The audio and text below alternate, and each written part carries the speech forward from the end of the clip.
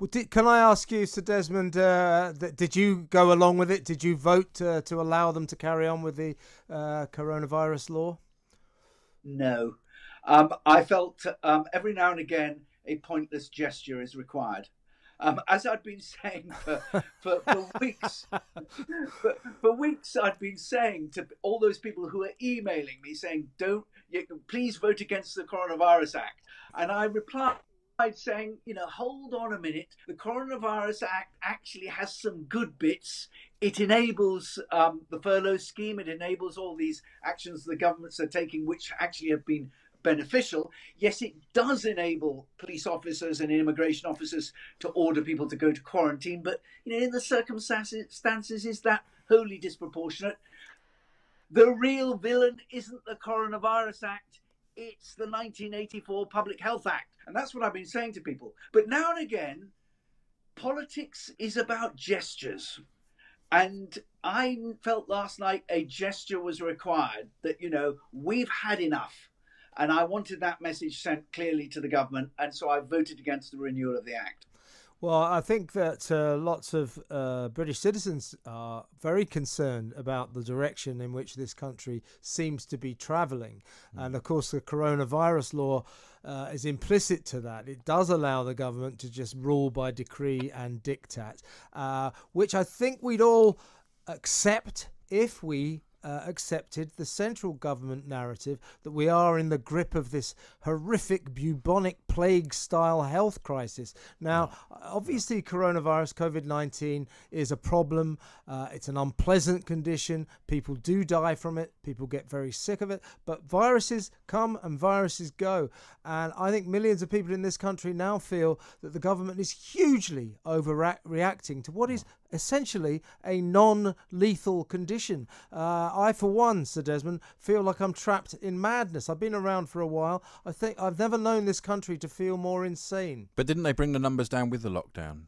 Yeah, but I don't care about that. I want to know what we're going to do going forward, and I don't want to be ruled by diktat. I don't want our freedoms taken away. I'm not sure about bringing the numbers down with the lockdown. I mean, if you look at the trajectory of the disease right across Europe, the curve is exactly the same. It's identical in almost every different jurisdiction, notwithstanding the different lockdown measures that they took. The numbers are different, but the curve is exactly the same. It's almost as if policies aren't making a blind bit of difference to the will of disease to behave as it does. But coming back to your point, I mean, as I said in the debate, there may well come a time when there is a virus that threatens our way of life or indeed our existence. But this isn't it. Yes. But behaving as if it were.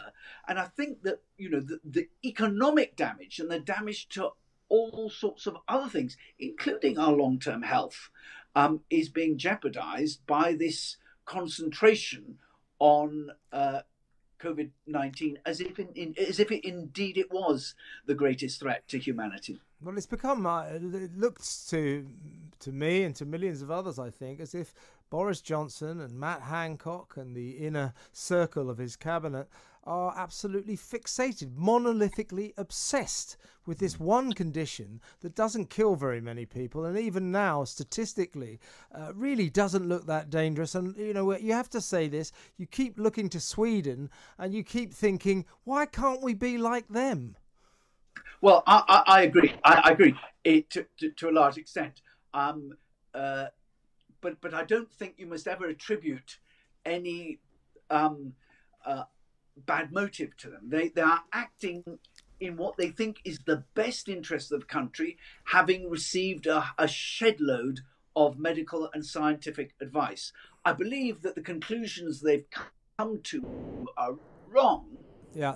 But I don't think for one moment they are dishonourable in coming to those conclusions. I didn't mean to imply that. I certainly think they're working with the best intentions, but I think they've sort of fallen down a kind of vortex of obsession. They've only got one thing on their minds, and of course we've got so much more coming up. So before you go, Sir Desmond, I did want to ask you about what you felt about the EU suing Britain for, if you like, changing the terms of our exit deal when it comes to Northern Ireland. They are now going to take us to court. What do you think about that? well, let me just come back for a second on the previous thing. Please do. I think actually Boris may well be restraining all sorts of demands that the scientists and clinicians are making to go much further. So I think we mustn't be, too critical of him. Yes, I think he's reached the wrong conclusions, but actually he's holding the line in many respects. So now to come to the issue that you've just raised, yes. You've got to remember, as David Cameron said a week or so ago when he made his quite nuanced criticism of the government, I recognise that there's a negotiation going on. And this is all part of the play acting of negotiations. These infraction proceedings, this suing, typically they take a year to 18 months to come to court. There are all sorts of let-outs on the way, and almost 9 times out of 10, they're settled by negotiation before they get to the court. Now, I think it's all part of that play acting. But the reality is the bill cannot break the international obligation. Only if it becomes an act, which is still some weeks away, and the government then actually uses the power in the act, does it break an international obligation, which the European Union would then be in a position to complain about. So I think they're jumping the gun. But the reality is, why are we doing this? This is our nuclear button. This is our deterrent. It is to deter the European Union from behaving in a particular way. And if they behave in that way, and we have to implement this threat, then of course the policy will have failed. But basically, they are really angry that we have spotted a flaw and we've got a get-out clause.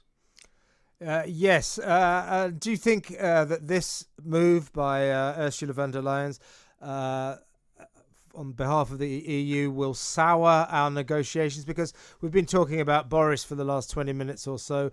We're not happy, not necessarily including you in that, but we're not happy with the way he's handling the coronavirus crisis. He doesn't seem very forthright. He seems rather quivering and scared. But so far, he seems pretty tough on Brexit and getting Brexit done. So I would imagine that Boris's response to this threat of legal action will be, go right ahead, see if we care.